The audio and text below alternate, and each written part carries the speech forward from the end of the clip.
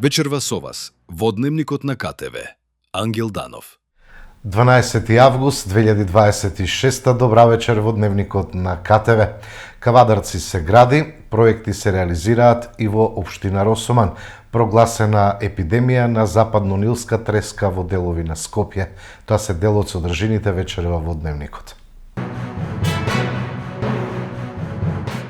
Кавадарци се наоѓа во незапирлив инвестицијски и инфраструктурен бран со проекти кои надминуваат 50 милиони евра, истакна градоначалникот Митко Јанчев во гостувањето во емисијата ТВ Објектив на КТВ.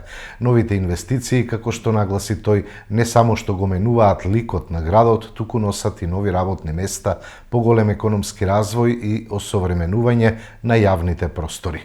650.000 евра е на Lidl инвестицијата на кружниот тек кој што моментално се граде заедно со 6 крака да уклучување кај молот и кај Lidl. Таму ќе се изгради и се отпочне домот, односно нема да биде домот, тоа ќе биде центар младински. Во некогашниот пионерски центар кој што беше мртва бетонска градба од 80 година, другиот соседен објект што беше пионерски или младински, како и да го кажеме. Исто таму ќе никнат нови деловни простори и простори за ЈП Комуналец, се преселиме од логистика и се преселиме од делот на изведувачките работи на Комуналец, таму ќе биде административниот дел од 20 на луѓе, подостапни за граѓаните и нема да бидат заедно со возниот парк и заедно со другата инфраструктура. Тука би кажал дека на самото чуваше вече на парцелата од приватната иницијатива треба да никне објект за брзо време се стави камен темелник на Верос од Джамбо, пазарот кој што стана биопазар, некогашниот така наречен суд кој што требало да биде суд, деловен простор кој се отпочне брзо да се граде, не верува и за молот и за содржините на молот, се отвори до година, Lidl се отвара во април и Shell бензинска помпа тука ние добивме да содржина максимална. Булеварот го пуштивме меѓу Екстра Ливинг и Западен булевар, кој што 40 години не беше пуштен како булевар. Сега изградбата на кружниот тек се доби на комплетна содржина, решена и подземно, и инфраструктурно, и комплетно, и многу други брендови заинтересирани, како што е веќе подпишан договор со Холедин над молот што ги има хотел Холедин, што многу значи за регионалниот развој на Кавадарци и било како, и други брендови кои што не би сакал сега да ги именувам, се веќе заинтересирани за влегување на инвестиција во општина Кавадар. Продолжува изградбата на картинг центарот во Кавадарци. Инвестицијата е обезбедена од владата, а чини нешто повеќе од 35 милиони денари. Кавадарци продолжува со инвестициите во спортската и рекреативната инфраструктура. По најавата за вовед во работа и поставувањето на камен темелникот, се продолжува со реализација на картинг центарот, инвестиција обезбедена преку вториот повик на владата. Центарот ќе се простира на 2700 метри квадратни со современа картинг патека и придружни објекти, а вредноста на инвестицијата изнесува 35 милиони 247.407 денари. Нова содржина за младите, љубителите на автомобилизмот и спортот, но и дополнување на туристичката понуда на Кавадарци.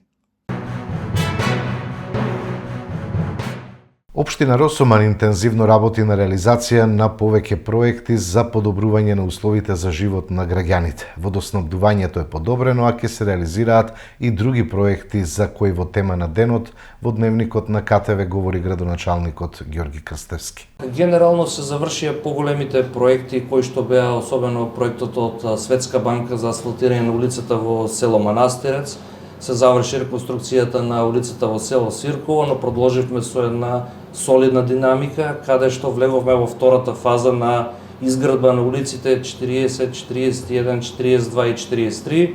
Тоа е еден проект кој што е финансиран од страна на владата преку Министерството за транспорт и врски, а опфаќа некоја си сума од над 30 милиона денари. Привремено, односно прво се реши оној првиот проблем со одводнување на местоста Бавчите, со што се отсуши тој дел и се продолжи со реализација на вториот дел на проектот.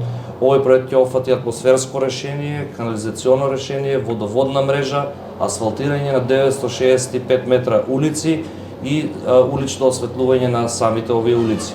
Оваа локација е место каде што многу луѓе имаат приватни имоти, долго време ги користеа за одгледување на земјоделски површини, но и исто така доста и од површините не беа во можност воопшто да се одгледува било каква култура, но се очекувам наредните месеци веќе да може да добијат градежни плацеви и да се извадат своја дозвола за градба и да се изградат собствени објекти. Така, се работи и на хигиената во населеното место Росоман, во останатите населени места.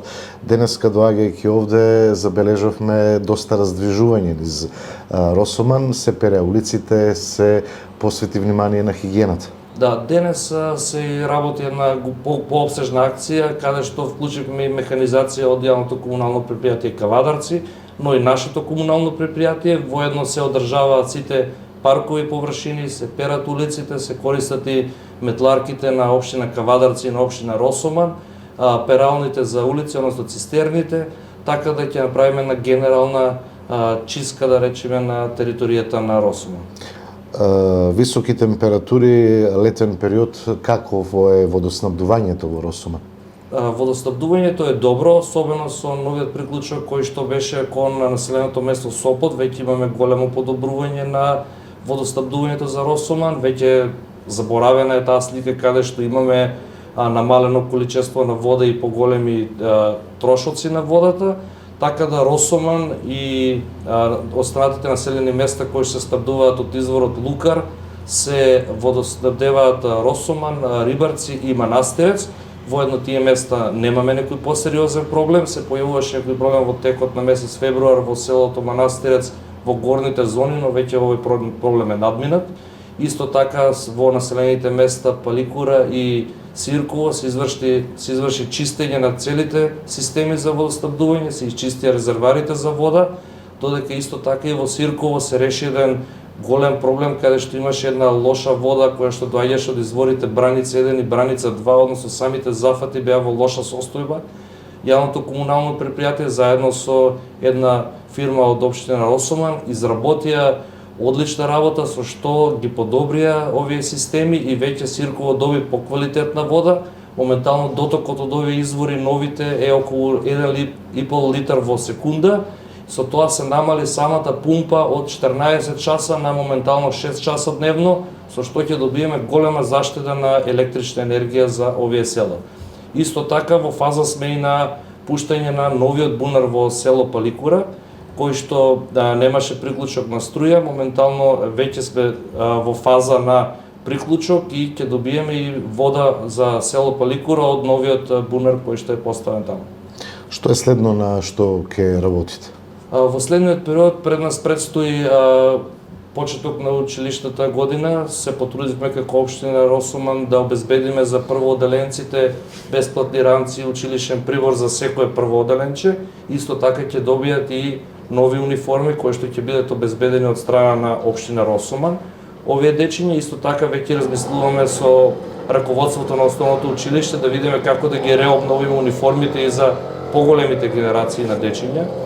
Исто така, како општина Росоман бевме подготвени за организација на едно културно лето во општина Росоман, но истите настани, да речем, ги откажавме поради борбата на едно од нашите дечиња со леукемија и целата енергија општина Росоман ќе насочи кон организација на настани за потребите на ова семејство, односно веќе организираме во сабота еден музички хепенинг, каде што благодарам на Гроздоберче фестивалот и Дейзи кои што ќе бидат еден вид организатори на целиот настан, ќе можеме да помогнеме и да собереме средства за оваа фамилија.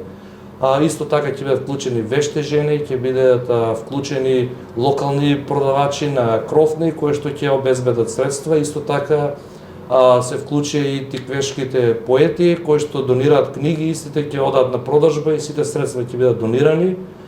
Така да овој период ќе посветиме големо внимание на овој случај. Веќе и работевме доста проекти и програми кај што разговаравме со луѓето да се обезбедија доста донации за фамилијата, но се надевам дека бидејќи долготраен процес сите ќе застанеме за нив. Така, нешто најавивте реновирање или поставување на нови столчиња на стадионот? Фудбалскиот стадион во Росоман е едно од најубавите игралишта го имаме на територијата на Тиквешијата. Очекуваме да пристигнат нови столчиња кои што се обезбедени од страна на Фудбалската федерација. Ќе се постават 300 седишта. Во текот на вчерашниот ден беше избрана нова управа на фудбалскиот клуб, имаме нов тренер, така да очекуваме на успешна сезона и за фудбалскиот клуб. Во наредниот период имате и други инфраструктурни проекти на кои што ќе работите, па еве да споделиме со гледачите. Во наредниот период општина Росоман има распишана јавна набавка каде што ќе се работат 14 локации со поплачување со бехатон коцки, односно тоа се улици, но и паркови површини кои што во минатото беа запоставени. Исто така распишена јавна набавка веќе е донесена одлука и сме во роковите жалбени постапки за реконструкција на фасадата на општинската зграда, но исто која што е и стамбена зграда, која што од самата изградба до сега не е реновирана. Во тек беше јавна набавка за нова комунална опрема за јавното предпријатие, ќе се обезбедат нови контењери. Исто така, наредниот период ќе ги реновираме и парковите, каде што ќе бидат поставени нови клупи, нови канти за отпадоци, ново осветлување, така да и парковите ќе добијат една поубава слика. Во тек исто така јавна набавка од страна на Вардарски плански регион за обезбедување дополнителна механизација за комуналното предпријатие, ќе се обезбеди цистерна, ќе се обезбеди мулчер и кастрачка за потребите на јавното комунално предпријатие. Институтот за јавно здравје и Центарот за јавно здравје од Скопје прогласија епидемија на западно-нилска треска на подрачјето на следните делови од Скопје: Кисела вода кај Пржино, Аеродром, Бутел, Газибаба, Илинден, Драчево, Идризово, Јурумлери и Трубарево. Според здравствените власти, од почетокот на годината има 24 подвртени пациенти заболени од западно-нилска треска, 2 се суспектни, а 1 е починат. Заклучно со 11 август 2026 година кај нас во државата регистрирани се вкупно 26 случаи на западно-нилска треска, од кои што 24 се потврдени, 2 се веројатни, 25 од случаевите се од Скопје и 1 случај е од Велес.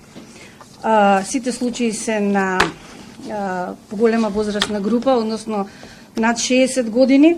Сите случаи, вклучително и овие од оваа недела, се со невроинвазивна форма и сите се хоспитализирани на клиниката за инфективни болести, со исклучок на 1 случај кој што е хоспитализиран во клиничката болница Аџи-Бадем Систина.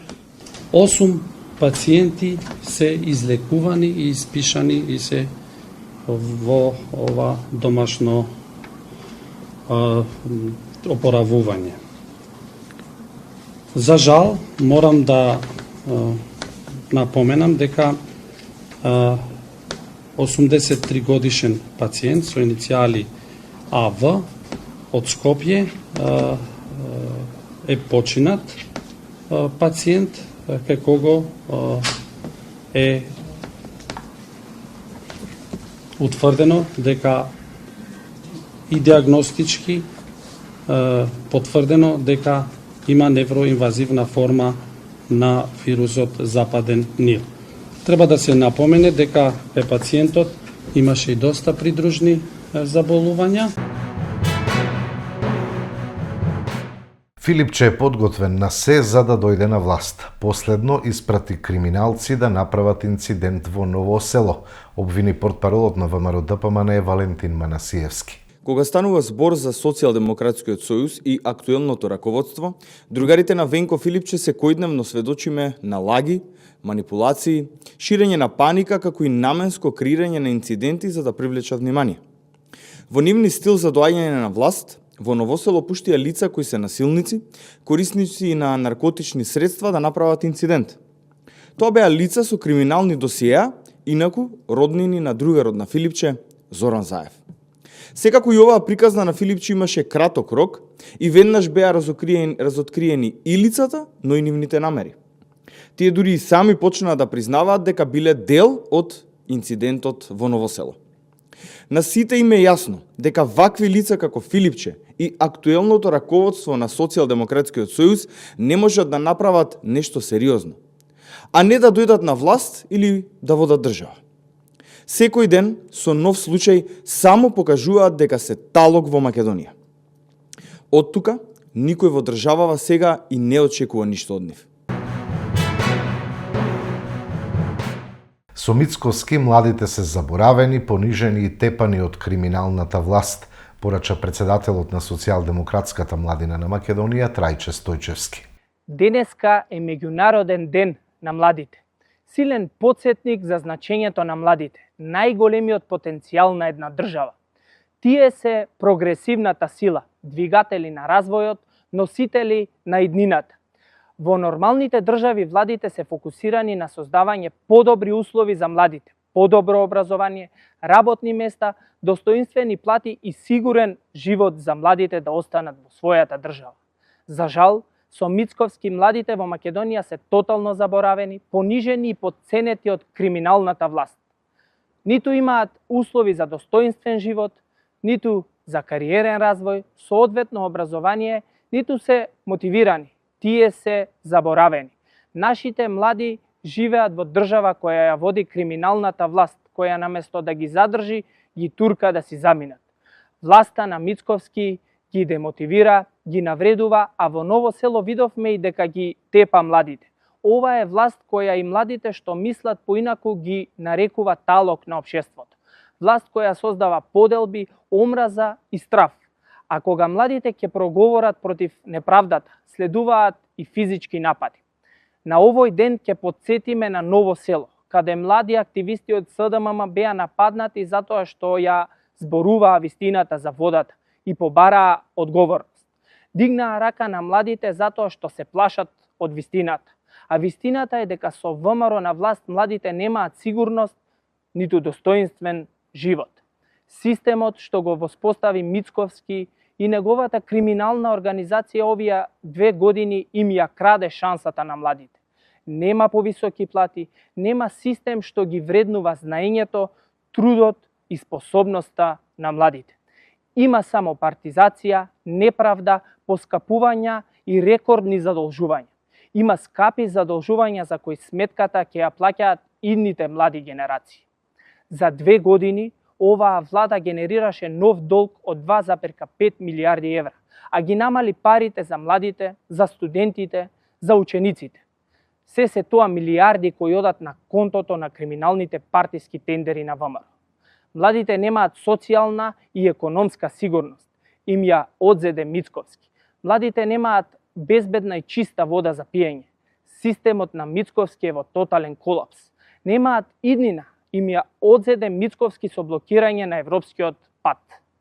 Додека младите во регионот добиваат европска перспектива, затоа што нивните влади работат на забрзување на процесот на интеграција. Со Мицковски Македонија стои во место, изолирана. Ја осуди државата и иднината на младите на пропаст.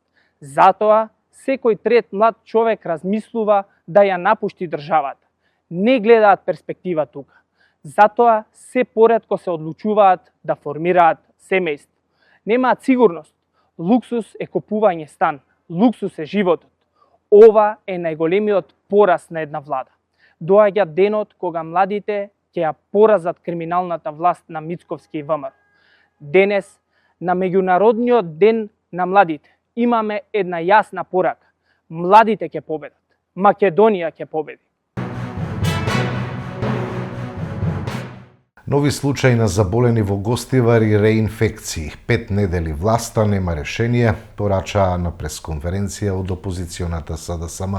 Додека граѓаните 5-та недела чекаат чиста вода, има нови случаи на заболени во Гостивар. Здравствената катастрофа не стивнува.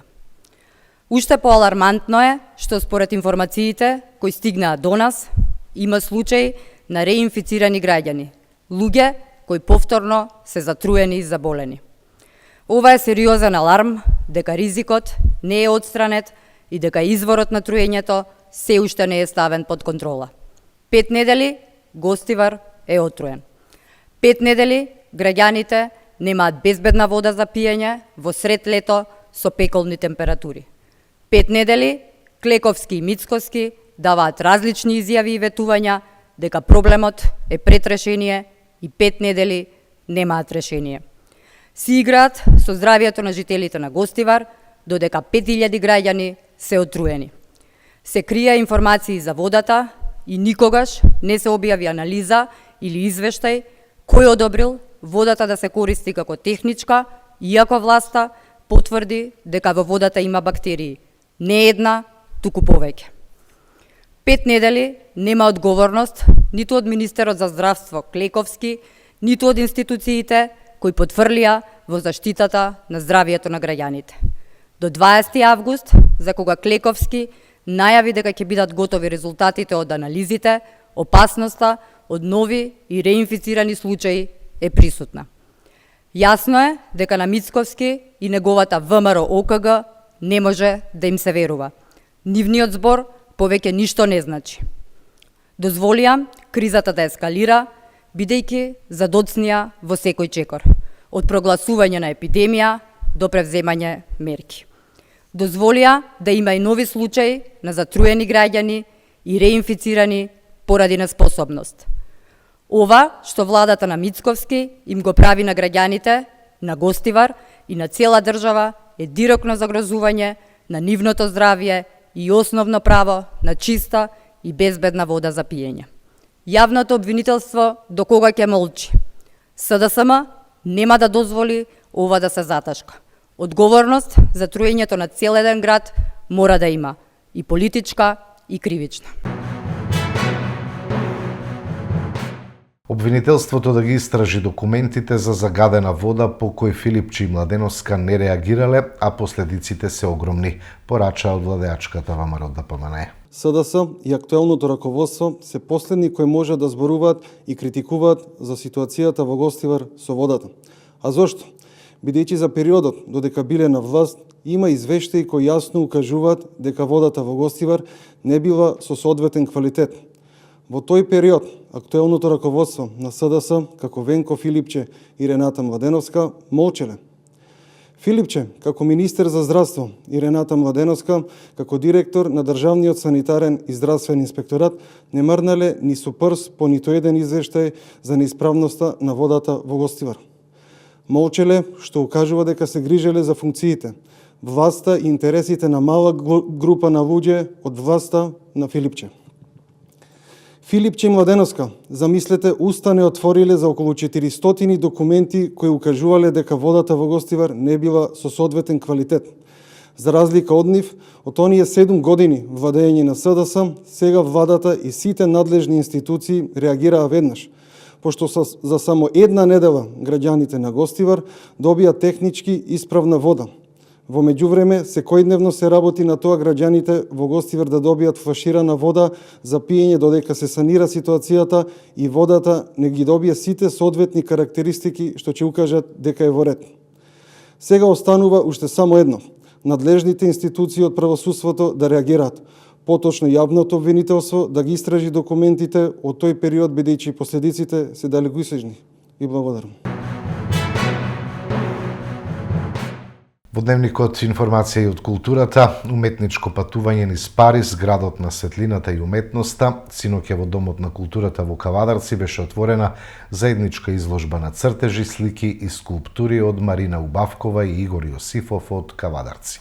Ми представува особено задоволство што вечерва заедно со Игор Јосифов ја споделуваме со вас изложбата Париз, градот на светлината, вечна инспирација. Ова изложба за нас е повеќе од представување на уметнички дела. Таа е резултат на едно искуство, на еден период поминат во Париз и на средбата со град кој со векови представува место на уметноста, културата, архитектурата и непрестајното творечко истражување. Нашиот заеднички престој во Cité International des Arts во Париз создаде простор секој од нас преку сопствениот уметнички јазик да го преточи тоа искуство во нови дела. Во мојот циклус Париз се поврзува со балетот, движењето и времето. Балерината за мене станува метафора за човечкиот пат, за равнотежата помеѓу силата и нежноста, болката и возвишеноста, дисциплината и слободата. Незините стапила ги доживувам како компаси што постојано ја бараат вистинската насока, додека часовникот не потсетува на нашата постојана потрага да бидеме на вистинското место во вистинското време. Преку делата на Игор пак се отвора еден поинаков однос кон материјата и трансформацијата. Огнот, стаклото, кристалните форми, фотографијата и видеото создаваат диалог помеѓу намерата и случајноста, контролата и препуштањето на самиот творечки процес. И токму во тие различности се среќаваат нашите два уметнички света. Париз во оваа изложба не е само град, тој е состојба, сеќавање и инспирација. Место каде минатото и сегашноста постојано се допираат и каде уметноста не подсетува дека времето поминува, но она што го создаваме може да остави трага. Би сакала искрено да им се заблагодарам на сите институции, организации и поединци кои го поддржаа нашиот творечки престој и реализација на оваа изложба, како и на Домот на култура Иван Мазов Климе за можноста оваа приказна да ја споделиме токму овде тука и со вас. Мислам дека се е кажано. Ви благодарам многу што сте тука и уживајте во изложбата. Продолжуваме со спортот. Уште едно ново име во ростерот на ГФК Тиквеш. Бесар Гуџуфи го раскина договорот со Партизани од Тирана и потпиша за кавадаречкиот прволигаш. Управата и стручниот штаб на градскиот фудбалски клуб Тиквеш дефинитивно максимално го користи летниот преоден рок. Тренерот Богатинов донесе уште еден млад и талентиран фудбалер, кој треба да ја зголеми ротацијата во напаѓачката линија на клубот. Тиквеш се пофали дека успеа да го ангажира некогашниот голем талент, 22 годишниот Бесар Гуџуфи. Гуџуфи потекнува од школата на Вардар, а подоцна настапуваше и за Беласица пред да премине во младинскиот тим на турски Бешикташ, каде помина 3 години. По враќањето 12 месеци настапуваше за Шкупи, пошто премина во редовите на Партизани од Тирана во Албанија. Гуџуфи во Кавадарци доаѓа како слободен агент, откако раскина со екипата на Партизани. Неговиот договор важеше до летото 2029-та, но двете страни постигнаа договор за прекин на соработката. 6 македонски екипи ќе бидат дел од новите регионални ракометни лиги. Вардар, Пелистер, Охрид и Алкалоид кај мажите ќе стартуваат на 23 август, а Ѓорче Петров и Чаир кај дамите на почетокот на септември. Од оваа сезона и официјално ќе стартува долго најавуваната регионална ракометна лига во машка и женска конкуренција. На последната седница беше усвоен финансискиот план за новата сезона, кој предвидува целосно функционална канцеларија на лигата, професионална стриминг продукција на сите надпревари и голема промоција на Final Four турнирите во машка и женска конкуренција. Една од најзначајните одлуки е дека регионалната лига целосно ќе ги покрива трошоците за суди и делегати на сите 94 надпревари во текот на сезоната, со што клубовите ќе бидат значително финансиски растеретени. За извршна директорка на лигата назначена е Милена Раичевиќ, која ќе раководи со работата на канцеларијата, што ќе биде лоцирана во Подгорица, Црна Гора. Членовите на управниот одбор беа информирани дека се обезбедени спонзорски договори кои гарантираат финансиска стабилност на проектот. Првото коло од машката регионална ракометна лига ќе се одигра на 23 август, додека женската ракометна лига ќе започне порано со надпреварите од групата А, согласно договорот на клубовите од таа група. Првото коло од групата Б е предвидено за првиот викенд од септември. Во машка конкуренција ќе учествуваат екипите на Вардар, Охрид, Војводина, Динамо Панчево и Будванска Ривиера, кои ќе играат во групата 1, а во групата 2 ќе бидат екипите на Еврофарм Пелистер, Алкалоид, Партизан, Ловчен и Дубочица. Во женска конкуренција во групата 1 ќе учествуваат екипите на Крим, Подравка, Црвена звезда и Локомотива Загреб, а во групата 2 ќе бидат Ѓорче Петров, Чаир, Лавице, Јагодина, Бор и Наиса од Ниш.